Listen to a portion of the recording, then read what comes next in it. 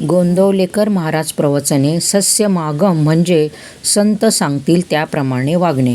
कोणत्याही मंगल कार्यात सर्वाआधी गणपतीचे आवाहन करतात आणि सगळे कार्य संपले की सर्वाचे शेवटी त्याचे विसर्जन करतात. त्याप्रमाणे अनुसंधानेच पोथीला सुरुवात करावी आणि अनुसंधानानेच पोथीची समाप्ती करावी.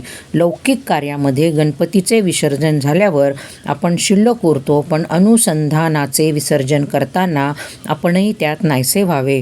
जसे ठेवायचे असेल तसे ठेवा, पण आपला विसर पडू देऊ नका एवढी भीक घालावी, अशी गुरुच्या चरणी प्रार्थना करावी.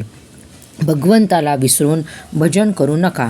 भगवंताची आठवण ठेवून भाजी जरी आणली तरी त्याचे श्रेय जास्त आहे.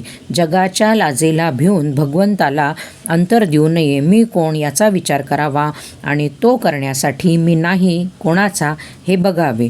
मी अपतेष्टांचा, बायको मुलांचा, आईबापांचा तर नाहीच, पण मी देहाचा आणि मनाचाही नाही. असे करता करता जो राहील तो मी. खरे समाधान एकपणामध्ये आहे, अद्वैतात आहे. म्हणून द्वैताचा जनक जो अभिमान जो कमी कसा होईल हे बघावे. याकरता मी करता नसून देव करता आहे असे मानावे. सर्वांभूती भगवद्भाव पहावा. सस्यमागम करावा. सस्यमागम म्हणजे सत्याचा समागम. सत्पुरुषाच्या वचनावर विश्वास ठेवून त्याप्रमाणे वृत्ती बनवणे हा खरा सस्यमागम आहे. संतांवर अनन्य श्रद्धा ठेवा.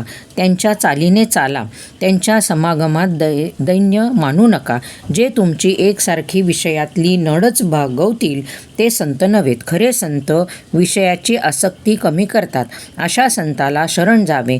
निर्विषय चित्त संतांनाच करता येते. संत हे ईश्वर दर्शनाची तळमळ उत्पन्न करतात.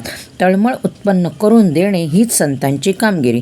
संतांची भाषा तळमळीची असते, म्हणून ती तळमळ उत्पन्न करते. संत सांगतील त्याप्रमाणे वागावे. जग संतांशिवाय असणेच शक्य नाही.